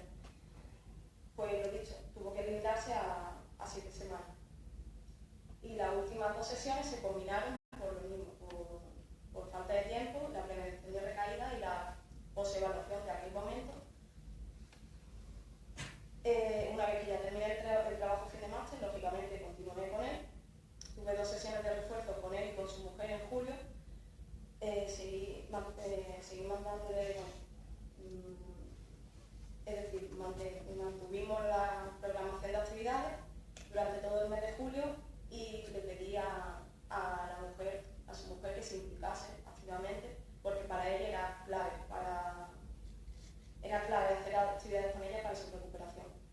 En agosto no pudimos hacer terapia porque cerraba la facultad, yo no tenía ningún despacho ni tenía el título, entonces no podía hacerlo en otro sitio. Y justo en septiembre no hizo falta continuar con la puesta en marcha de la activación conductual, puesto porque tanto anímicamente como el resultado de los test, como mi impresión, era que estaba muchísimo mejor. Ahora lo veremos. Estos autorregistros son de las 7 semanas que he comentado al principio, antes del trabajo de fin de máster. Aunque no de forma consistente, se puede ver una relación entre la presencia del dolor, el bajo número de actividades realizadas y el descenso del estado de ánimo, ¿no? La afectación del estado de ánimo. Comentar también que las primeras 2 o 3 puntuaciones hay que tomarlas seriamente, o sea, no hay que tomársela en serio porque confesó que estaba mintiendo un poco a la hora de rellenar el autorregistro porque no se veía psicológicamente preparado para verse por debajo del 5. Pensaba que le iba a afectar mucho verse en esa puntuación. Ya después le expliqué el porqué de un correcto autorregistro y los beneficios que ello tiene. Y esto por último son las pruebas, el pretratamiento y el posttratamiento. El posttratamiento, como he comentado, es de hace menos de un mes, de hace un par de semanas. Destacar que la depresión pasó de ser grave a mínima, es decir, ya no tenía depresión, bajó mucho también el nivel de ansiedad, aumentó drásticamente el nivel de activación, cosa que es lógica, y también disminuyó el estímulo explicativo negativo, que es atribuir las situaciones negativas a causas internas, estables y globales. Esto lo digo para que se vea que también se modificaron esas creencias de forma indirecta. Que ahí no sale creo que no sale ninguna diapositiva, pero se eliminó totalmente se eliminó totalmente la creencia de que era el responsable del fallecimiento de su madre, junto con otras creencias. Cumplió la mayoría de sus objetivos vitales. Esta conversación este apartado daría para mucho, pero por simplificar, aumentó el contacto con sus familiares, ahora realiza más actividades con su mujer, se mueve más, ha perdido 4 kilos, tiene menos dolores, cosas importantes porque al principio de la terapia era muy acusado. A nivel de ocio, escucha música, pinta, está haciendo manualidades y para mí lo más destacable es la lectura, puesto que era una persona que no tenía hábito lector y yo le animé a que lo intentase con algún libro que atrayese. Y bueno, cuando deciros que el último libro que se ha leído son Los Pilares de la Tierra, pues os podéis imaginar la satisfacción. Y a nivel de objetivo de la terapia, pues lo dicho, se han conseguido eliminar las conductas depresivas, se han modificado esas creencias y la comunicación, aunque era un segundo objetivo terapéutico, al final no hizo falta intervenir a ese nivel porque como consecuencia del aumento del estado de ánimo o la modificación de las conductas, pues mejoró también en su comunicación. Para Miguel, la clave fueron las intervenciones para dotarle de control y la alianza terapéutica.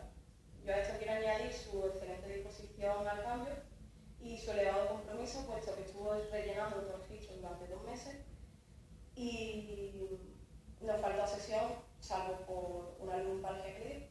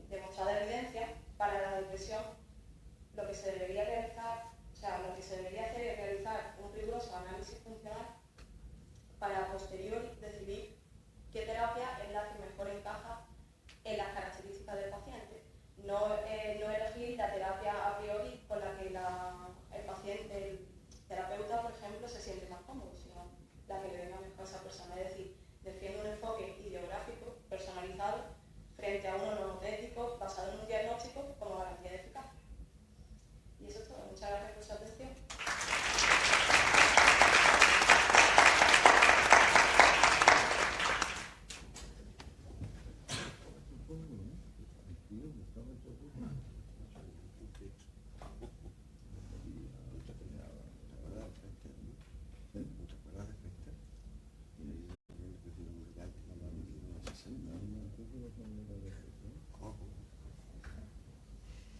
Buenos días a todos.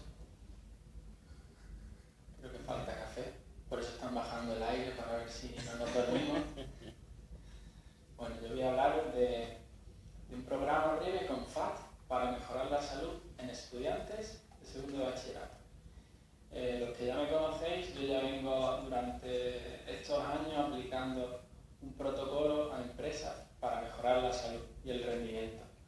Pero en este caso, y debido a mi estancia en Londres, estos últimos meses, pues me vi en un proyecto nuevo para poder adaptar este programa que yo empleaba en empresas ahora en un entorno diferente, ¿no? En un entorno educativo.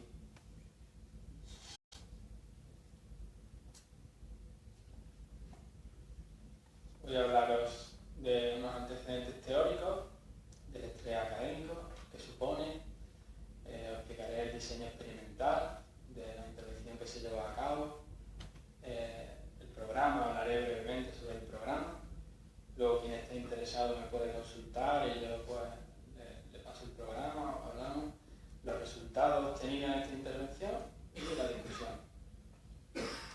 Bien, como antecedentes teóricos, yo me he basado para este protocolo en FAT, que es una breve versión reducida de AT, para provocar cambios de manera intensa y en poco tiempo, debido a que normalmente la gente viene buscando atención psicológica cuando el malestar es muy elevado y cuando ya se van sintiendo un poco mejor, abandonan, aunque el trabajo no esté del todo hecho. Entonces,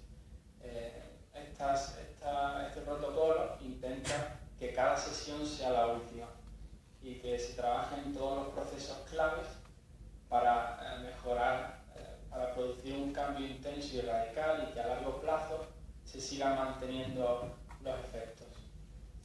Luego, el otro manual, The Mindful and Effective Employee, reúne todas las intervenciones que se han llevado a cabo en el entorno organizacional en los últimos 20 años y supone una fuente bastante interesante para leerla y para ver pues, las evidencias que hay en este campo, de las cuales yo me he formado. También este artículo supone el inicio para abrir un camino para aplicar AT en la educación. Hace ya más de 10 años se aplicó un programa con AT para mejorar el rendimiento y la salud de estudiantes en el Reino Unido. Entonces, nosotros hemos estado allí en Reino Unido y hemos adaptado este protocolo que yo había diseñado en la empresa, pero ahora en el entorno académico. La diferencia con este, pues que en 10 años tenemos mucha más evidencia de lo que son las terapias y nosotros hemos reducido el número de sesiones. Este programa tenía 10 sesiones, nosotros basándonos en FAT la hemos reducido a 3 sesiones. Las repercusiones del estrés académico, bueno, todos los conocemos, ya no solo a nivel académico, a nivel laboral, a nivel docente. Yo en la consulta tengo más de la mitad son profesores de colegios que están muy quemados. Y ¿por qué este trabajo? ¿Por qué he decidido yo meterme aquí, ¿no? Vi como una etapa clave en el desarrollo, en la adolescencia, en el bachillerato, donde uno no sabe para dónde tirar, para qué hacer. Ya Pío Baroja con su árbol de la ciencia estuvo muy acertado y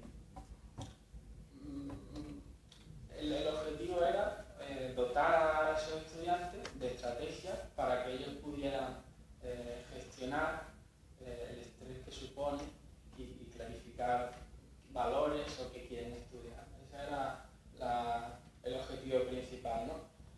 Basándonos en la literatura, indica que un nivel elevado de estrés influye de forma negativa en el rendimiento académico.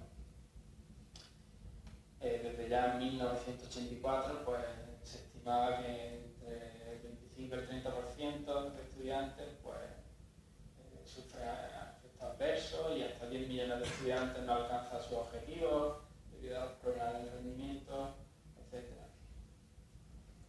El diseño experimental, fuimos a 3 colegios en España y cogimos una muestra de 95 estudiantes. De ellos, 50 pasaron al grupo experimental, que tuvieron la intervención con FARC, y otros 45 al grupo control. ¿Vale? De manera simultánea se estaba realizando otra intervención con el mismo protocolo en Bristol, en Reino Unido, y en Budapest, donde uno de mis compañeros pues, llevó a cabo mi mismo protocolo como replicación en Hungría. Y luego se hizo el pre, el post y el seguimiento que todavía estamos a la espera. Los tests y las medidas objetivas que se emplearon fueron el GHQ-12, que lo conoceréis todos, muy usado internacionalmente y mide salud general como screening. La AQ, ¿vale? La flexibilidad, luego contaré qué ha ocurrido con esto. Y el Satisfaction with Life Scale, que mide la satisfacción con la vida. ¿Por qué hemos escogido estos tests? Porque están traducidos también en los demás idiomas, donde se va a aplicar la intervención, dado en Hungría o en Reino Unido, y pensamos expandir esto a otros países, y estas medidas son de las más traducidas. También se han empleado otras escalas que no hemos incluido aquí. Voy a hablaros brevemente del programa breve, ¿vale? Para producir cambios radicales en poco tiempo. Se basa en 4 principios. En una desesperanza creativa, que es lo que no ha funcionado, cómo te ha funcionado la evitación para llevar la vida que quieres, aceptar la presencia del malestar y la experiencia indeseable, elegir un camino y el compromiso hacia él. Bien, los resultados son prometedores aplicando ART en formatos breves y la evidencia lo van demostrando cada vez más. Los pilares son entrenar habilidades en lugar de enfermedad. Se trata de empoderar a los clientes o enseñarles herramientas y actuar como un recurso en lugar de que como un terapeuta, desligándonos del modelo médico. También la evidencia muestra que en más de 9.000 pacientes el número medio de visitas fue 1. Por lo tanto, hacerlo breve e intenso pues, nos va a permitir una mayor adherencia quizás y que a largo plazo en los seguimientos se mantenga. También la evidencia sobre estas intervenciones con 2 o más sesiones pueden reducir los síntomas, mejorar el funcionamiento y la integración social. Además, la respuesta rápida se asocia con mejora a largo plazo en el funcionamiento, así como una reducción en la recaída a largo plazo. Y además son estables durante un seguimiento de 2 años. ¿Cómo lo hemos hecho?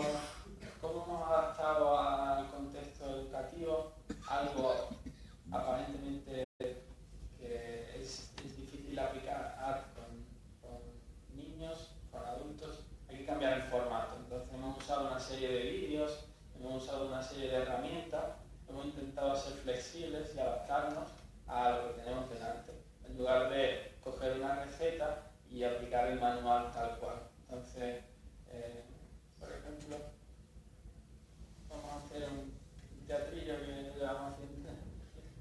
Imaginaros que yo estoy aquí dando la conferencia y de repente pues me vienen pensamientos.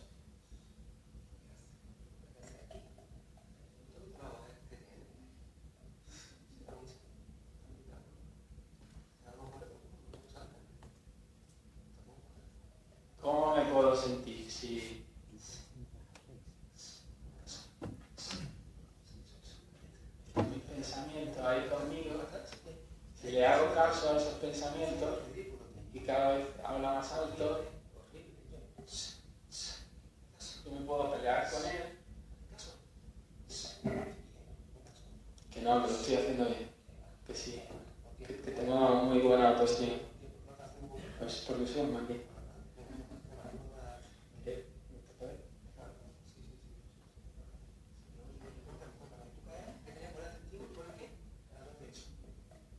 Bueno, que no me gusta, pero que puede tener que convivir contigo. Porque tengo mente, lenguaje y eso no se va a ir. Así que te vas a quedar aquí conmigo, me estarás dando la vara, pero yo voy a seguir aquí contando a esta gente. Vale. Bueno, pues algo así hicimos con los niños y ellos pues se quedaron flipados. No tanto como vosotros, que ya sois más adultos, ¿no? Pero para los niños fue como, en verdad, lo que me pasa a mí. Y nadie me había hablado de esto antes. Y esto es lo que queremos llevar a las aulas, ¿no? De nadie nos ha explicado de que aquí arriba tenemos algo que está siempre en orden, está siempre funcionando, está siempre diciéndonos cosas. Y que en base de lo que hagamos con esos pensamientos, pues mi vida va a ser de una manera o va a ser de otra. Vale. Y bajo el concepto de hiperreflexividad de Marino, de que el lenguaje es la causa del sufrimiento, empezó a llamarse distanciamiento comprensivo, luego se usaron técnicas de fusión, mindfulness, aceptación, toma de perspectiva. Hay muchos conceptos que al fin de cuentas explican lo mismo, ¿no? Quiero hacer también énfasis en el mindfulness, ¿no? Que también está muy de moda y nosotros pues somos críticos con eso, siempre y cuando no se aplique de manera científica y basándose en que no es para ser feliz ni para eliminar el malestar, sino que tiene unos principios que están demostrados científicamente y nosotros de manera conductual podemos explicarlos, como autoexponerme al contenido evitado o a un pensamiento que además la cultura me dice que tengo que eliminar porque tener un pensamiento malo o impuro es rechazable, entonces yo lucho para que no esté. En la medida en que yo lucho para eliminar algo, aumenta su frecuencia e intensidad, o reforzamiento negativo. Entonces, a fin de cuentas, nuestra intervención se basa en desmantelar el efecto pernicioso del lenguaje y de su función aversiva y crear flexibilidad para que la persona busque el moldeamiento a través de las contingencias directas.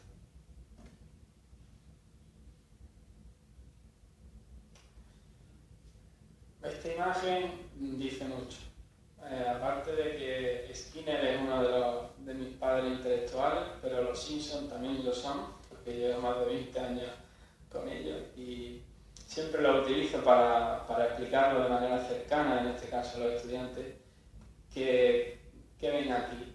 Pues ven a una persona ensimismada, ¿no? Como Ortega se decía, ven en la parra, más vulgarmente. Entonces,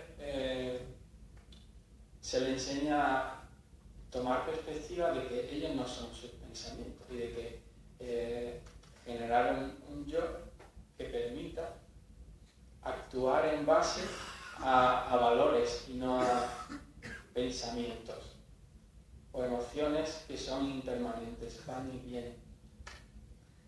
Se trabajó también con la metáfora del jardín, qué áreas son importantes para ellos, para ver si podían clarificar qué tipo de carrera profesional iba más con su personalidad, etc. Y que durante la semana pues le dedicaran tiempo. También hay barreras a la hora de hacer esto, ¿no? A la hora de yo regar mis parcelas, pues mi mente me puede decir, o mis pensamientos, mis eventos privados, como queráis llamarlo, salgo a dar una vuelta, pero tengo que hacer deberes, aunque hace tiempo que no veo a mis amigos, pero tengo un examen mañana, pero necesito despejarme un rato. pero ¿y si suspendo por no estudiar? Pues pasa lo mismo.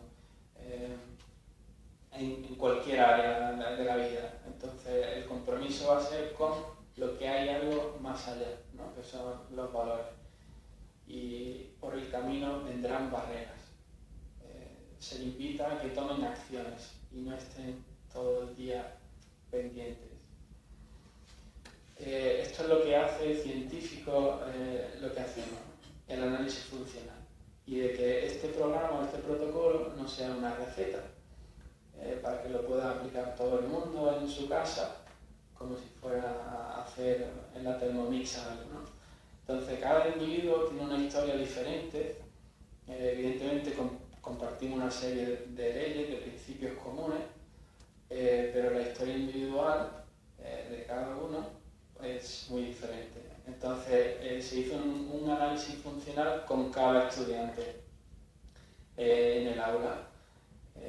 De esta manera. Yo le contaba, pues cuando yo tenía miedo al avión, me cogía un tren y he ido en tren a Polonia. Esto es verídico.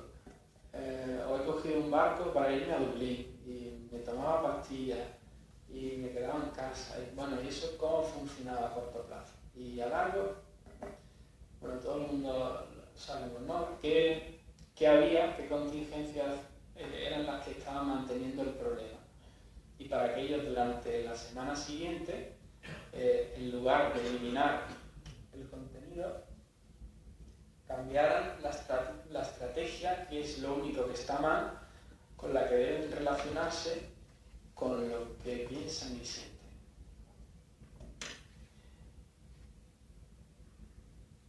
Entonces, también para que fuera más potente, se llevaban a cabo equivalencias funcionales para que las realizaran en casa.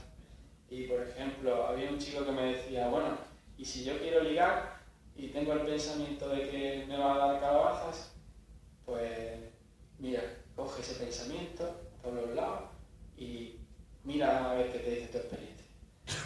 Y a la semana siguiente me vino que ya se había hecho novia y muy contento. Así que se puede usar, el conductismo se puede usar para muchas cosas. Bueno, también había una serie de retos para la semana donde ellos se ponían a prueba lo que habíamos hecho durante las 3 sesiones y todo ello, como ha dicho Luis, es muy importante generar una equivalencia funcional para que los cambios que se produzcan en sesión, donde trabajamos de manera muy intensa con roleplay, con análisis funcional individual, yo iba supervisando a cada uno, pues mira, luego en casa tal. Que luego en casa le dieran vuelta. Y sí que es cierto que lo hicieron porque fue un grupo, no sé si fue al azar o no, pero fue un grupo que se lo tomó muy en serio. Los resultados que hemos hecho aquí, hemos hecho una TED Student, también hicimos una nova, pero al final incluimos estos datos porque concluían las mismas conclusiones. ¿Qué ha pasado aquí? Hay diferencia entre el pre y el post en el GHQ, con una grande diferencia, ¿vale? Pero no se reduce en el grupo de control, no bajan los síntomas en la salud general. En la satisfacción con la vida, pues ocurre lo mismo. En el grupo experimental que recibe el tratamiento con FAT, pues aumenta la satisfacción con la vida. Sin embargo, el grupo control que no recibe tratamiento, pues disminuye su satisfacción con la vida. Luego encontramos de manera curiosa, no tan curiosa como ahora comentaré, que el AQ no sale significativo. Vale, ahora lo veremos. Aquí están las gráficas, por si la quieren ver mejor. El post, el experimental, la satisfacción con la vida, como sube, no sube demasiado, pero sube algo. En el grupo control, las medidas se mantienen estables, apenas cambian. Y aquí disminuye la satisfacción con la vida en el post. Vale, estamos esperando el seguimiento todavía. Bueno, esto es el ego del investigador, donde una chica me manda un email y me dijo que estaba muy contenta con la intervención y que había seguido mis consejos y que lo había sacado todo bien. Simplemente que sirva como dato, ¿no? Que ahora tenemos que ver, porque estamos analizando los datos del rendimiento académico y tenemos que ver cómo ha sido la intervención en ese aspecto, ¿no? Si de verdad han mejorado el rendimiento académico con respecto al grupo que no ha recibido la intervención. Como discusión, la literatura nos indica, con estudios similares a los nuestros, que se han llegado a incrementar incluso en 8 puntos de media con respecto al grupo de control en las notas académicas. Asimismo, también se incrementaron la salud general en todas las variables dependientes. Todos estos estudios han demostrado que intervenciones en el contexto educativo aumentan el rendimiento académico, además reducen la sintomatología. ¿Qué ocurre con el famoso Exaflex?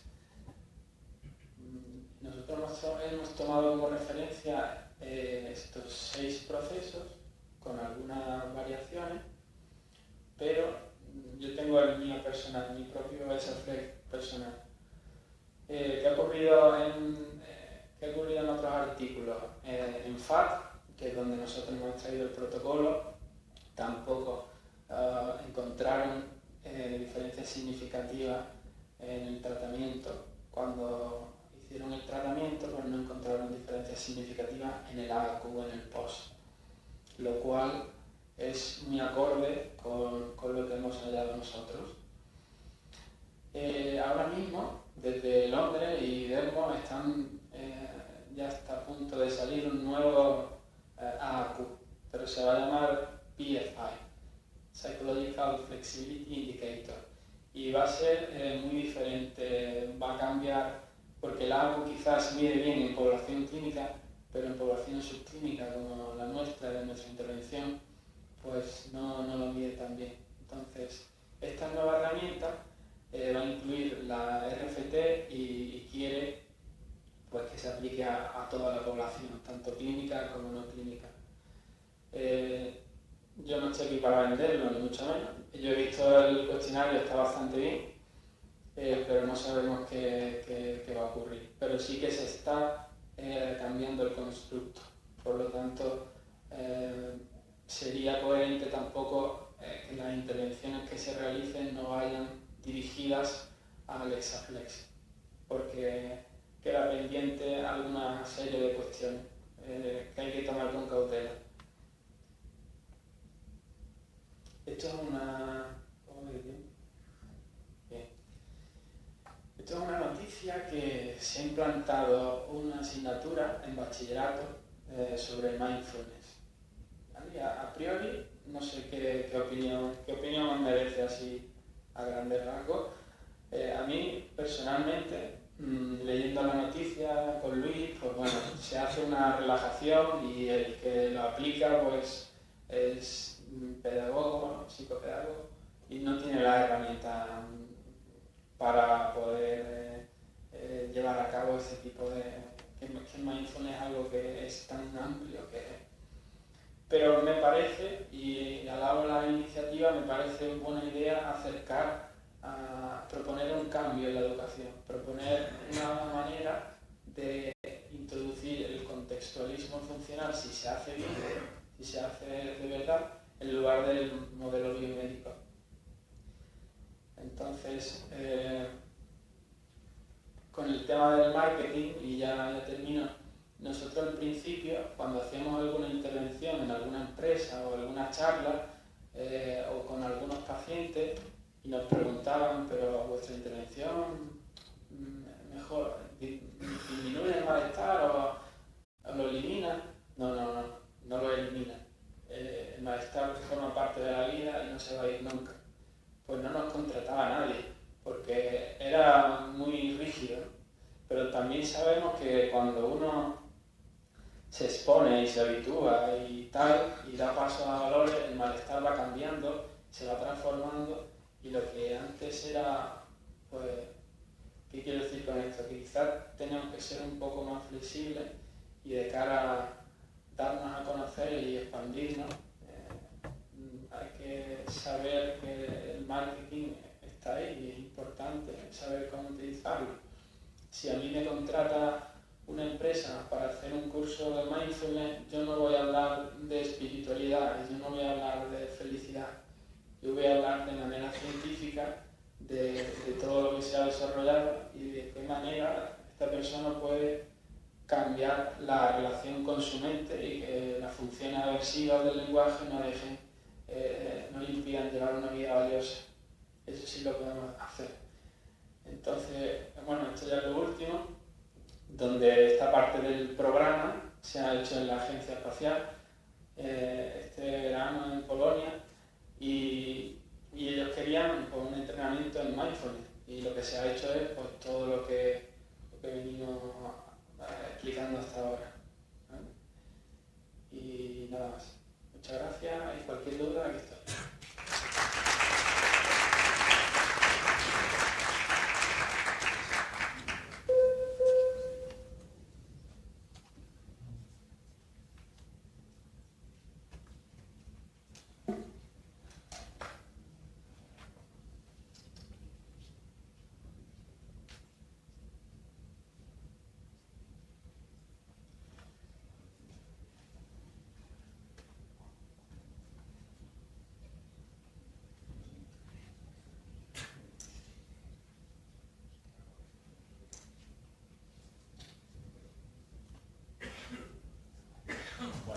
Voy a intentar ser breve para que pueda haber alguna pregunta. Ahora sí que voy a ser breve.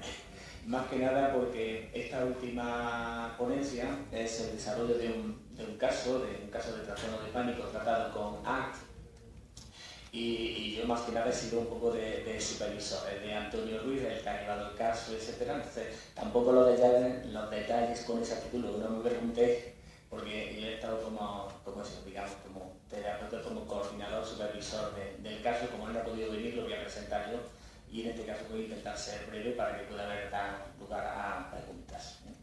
Bien, la cuestión es precisamente lleva ese título de comprometerse a mirarse frente a frente para superar la limitación experiencial, porque parte de los ejercicios experienciales, etcétera, que se hizo era mirarse frente al espejo y soportarse, porque tenía una serie de problemas en ese trastorno de pánico y de ansiedad, pues de enrojecimiento de la cara, etcétera. Con lo cual, enfrentarse a la propia imagen y aceptarse y exponerse a todo eso, pues constituyó una parte importante de toda la terapia.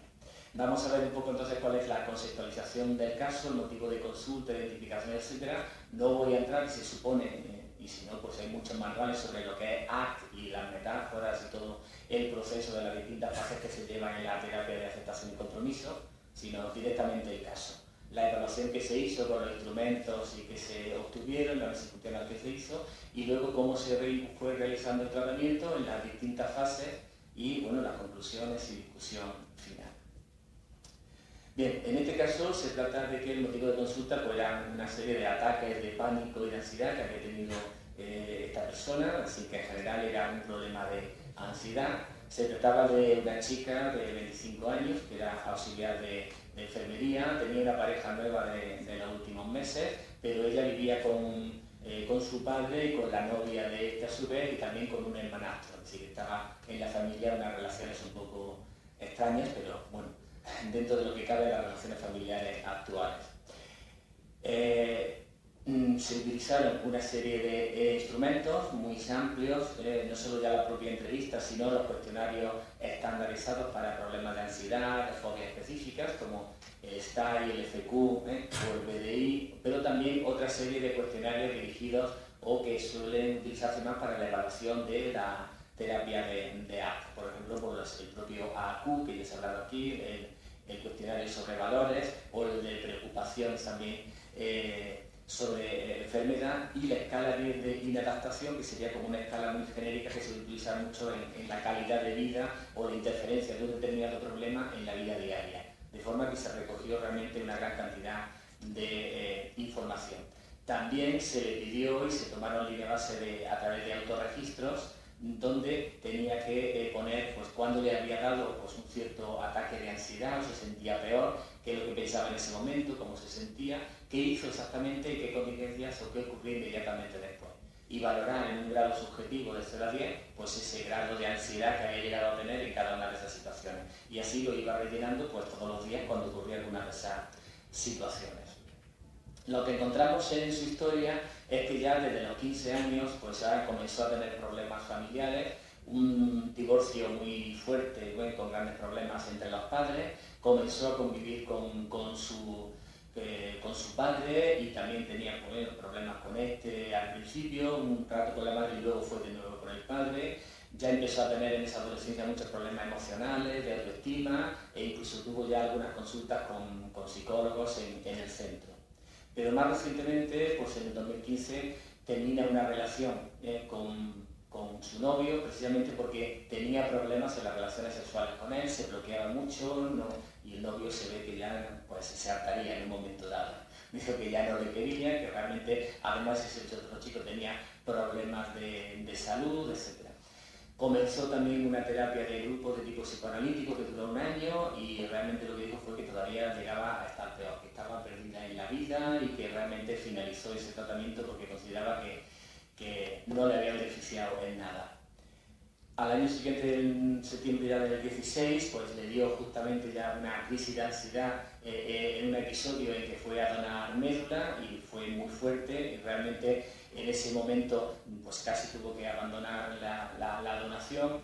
Posteriormente vuelvo a tener en un viaje en Tenerife también, tuvo también una fuerte crisis de ansiedad respecto a la piscina, una situación con el agua y de repente le surgió la taquicardia, no sabíamos bien por qué. Y además eso, la tuvieron que acudir a urgencias.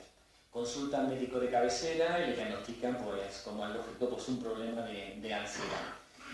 Pero sin embargo no se toma la medicación. Tomó al principio las primeras semanas, pero luego lo dejó.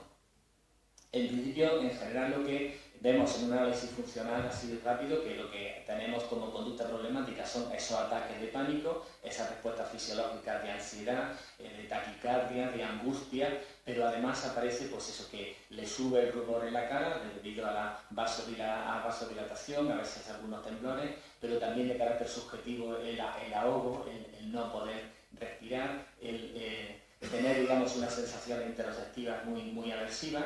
Y eso surge justamente a partir de situaciones problemáticas que en muchos casos tienen que ver con la calle, en situaciones de lugares públicos, también cuando hay bastante gente o le hacen algún tipo de, digamos, de crítica, etc. Y también cuando está en relación con su pareja, en los inicios de una actividad sexual, etc.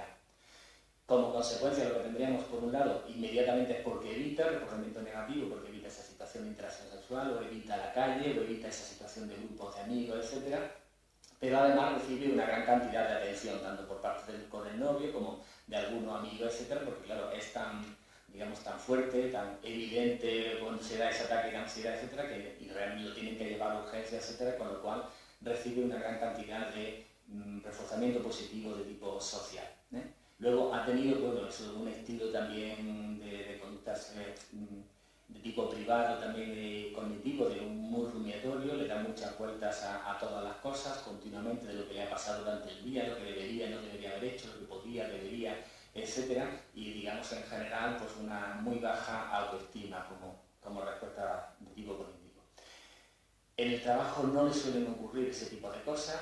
Lo que pasa es que por eso, porque no le da tiempo a pensar, está más centrado en lo urgente que en lo que piensa, pero como decíamos, pues eso, tiene pues ese apoyo del novio y de la amistad, etcétera, que de alguna manera analizamos que lo estaban manteniendo.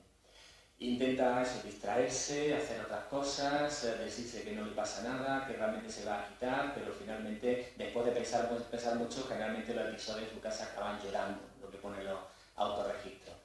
De alguna manera, pues lo que espera es que eso se le vaya disminuyendo, que pueda vivir con ello y que realmente pueda estar más relajada y estar más tranquila en su vida. El tratamiento se hicieron 2 sesiones de evaluación inicial, con la entrevista, los cuestionarios que hemos dicho y también los autorregistros. Y luego la intervención, básicamente basada en el protocolo y las fases de aceptación y compromiso, fueron 12 sesiones. Y luego se hizo una última sesión en el post, también de evaluación. Ahí está, en plan muy resumido y estricto, un poco los objetivos y qué técnicas dentro de A se estaban utilizando. Por ejemplo, en principio para la explicación de la propia ansiedad, la propia situación, el efecto que estaba teniendo de retroalimentación, de reforzamiento negativo, y cuanto más se evita una cosa, más aparece, etc. También se utilizó pues, algunas otras técnicas de la activación, por ejemplo, el entrenamiento de la relajación abdominal, intentos de ensayos de conducta, etc. En principio se intentó pues, hacer luego clásico, modificación de conducta, intentar exponerse, también intentar incrementar pues, esos repertorios deficitarios que tenían respecto a las demás personas, falta de asertividad, no saber tomar decisiones, solucionar las cosas frente a los demás y siempre huir de las situaciones, etcétera. Con lo cual luego pues, comenzaban todas las cadenas de pensamientos rumiatorios sobre que no podía con ello, que todo lo estaba afectando, etcétera. El intento también de fomentar como objetivo una vida significativa, es decir, buscar objetivos más a largo plazo, buscar valores, y entonces se trabajaba sobre cuáles eran sus valores en la vida, qué era lo que quería conseguir, su relación con los amigos, qué quería conseguir respecto al novio, etcétera, y en relación a eso, qué obstáculos se estaba encontrando para conseguir ese mirar más a largo plazo. Se intentó entonces, y siguiendo pues eso, también los objetivos de A, pues flexibilizar los repertorios de personal, que llaman desde Hayes, pues la flexibilidad psicológica, es decir, utilizando tanto la desesperanza creativa, la difusión cognitiva, es decir, intentar separar con muchos ejemplos, metáforas, etcétera, ejercicios experienciales, lo que es la conducta verbal de la conducta emocional, que generalmente cuando hablamos de fusión cognitiva, porque el individuo se comporta respecto a sus emociones, respecto a las palabras, como si estuvieran presentes ahí tal cual, y entonces se intenta separar el control de cada una de esas tipos de respuestas privadas en la persona. O el intento, desde luego, y bloquear la irritación, o el intento de controlar esas emociones, esa taquicardia, ese enrojecimiento, etc. Y la aceptación de esos estados emocionales. Es decir, que no pasa nada por sentirse de una manera, es natural reaccionar a una situación que acabas de vivir y verlo con naturalidad y aceptar tal cual es y ver, observar esas emociones, esos pensamientos que vienen, sin intentar quitarlos, manejarlos ni controlarlos. Y en ese sentido, pues muchas de las metáforas características y algunos ejercicios experienciales de ACT, como los de sacar la mente a pasear, que yo casi siempre digo, más que sacar la mente hay que sacar el móvil a pasear, para hacer, pero son ejemplos que la gente entiende muy bien, muy característicos de ACT, donde el individuo se enseña a separar el propio yo, tu concepto como persona, de lo que son tus pensamientos, y que los pensamientos no controlen tu propia vida, ni que las emociones te controlen lo que estás haciendo, sino que una cosa es tú y otra cosa es tu comportamiento y otra cosa tus emociones, y ver cómo dependen de las cosas que hagas. Metáforas, eso, por ejemplo, por la lucha contra el monstruo, no pienses en un limón, que es muy característico, igual que lo de no pienses en un oso blanco, o en la lucha o no lucha contra los papeles, un ejercicio de ir tirando los papeles, a ver si lucha con papeles y se puede mantener frente a eso, o la estación de trenes y aquí le atiendo, o a lo que están diciendo, o al ruido, la metáfora también del viento, el periódico en la cara, es decir, todo esto son ejercicios como el contemplar también en diapositivas escenas y trozos de sus emociones, de su vida, para separarse y distanciarse de ellas. Es decir, todo este tipo de ejercicios se van haciendo de una manera pues eso, interactiva para que la persona llegue a conclusiones y a reglas nuevas sobre cómo comportarse, sobre su propio comportamiento y sus objetivos y su vivencia, digamos, más a largo plazo. Y también en este caso, respecto a las relaciones sexuales, pues se utilizaron también la focalización sensorial y exposición en vivo también en ejercicios para casa. Eso es un poco todas las cosas que se hicieron en esas 12 sesiones. Los resultados, como vemos en la gráfica, realmente fueron muy exitosos. En ansiedad disminuyó prácticamente a cero, algo que casi cualquiera que rellene el STAI casi siempre, por lo menos 10, 15 puntitos siempre tenemos, pero realmente de estar en un percentil casi 80 bajo a cero. El de miedo, CDFQ, lo mismo en todos los factores disminuye, cuando si no aparece ahí en naranja no es que no esté, es que es cero absoluto, que bajó en cada uno de los factores de ansiedad. En el SA45 también de ansiedad, si veis prácticamente a a uno nada más, el de pensamientos depresivos, rumiatorios, etcétera, también bajó el DPI casi a cero, el de interferencias también casi a cero, el de valores, por el contrario, que es positivo, pues aumentaron la importancia y la consistencia de los valores que ella consideraba en su vida.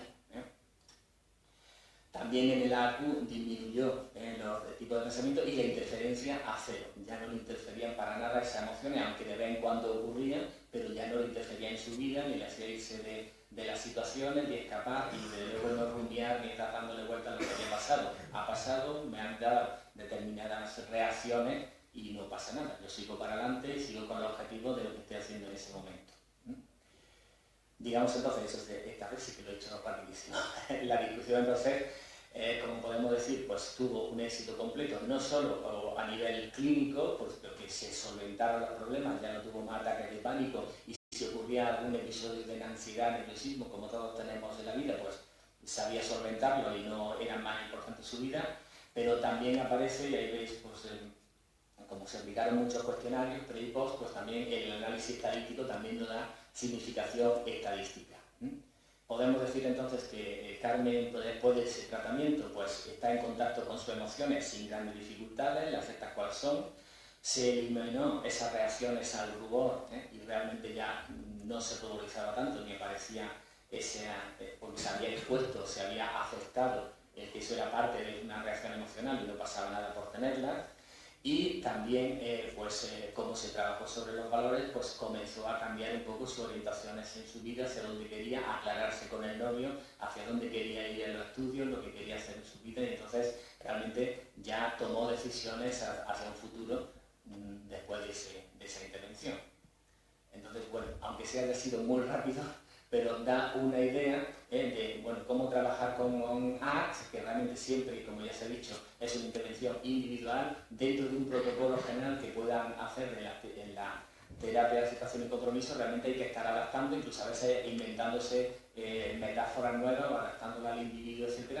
Pero la cuestión es tener una secuencia de trabajo con esa persona donde al final, más que hacer una modificación de conducta clásica, etc., pues como habéis visto, pues prácticamente en 12 sesiones un problema que en otras categorías pues entraría en un ataque de pánico formal con su diagnóstico y las sesiones que hicieran falta, pues se puede solventar bastante más fácilmente y de una manera, pues eso, también bastante natural, trabajando desde un punto de vista conductual en este tipo de casos.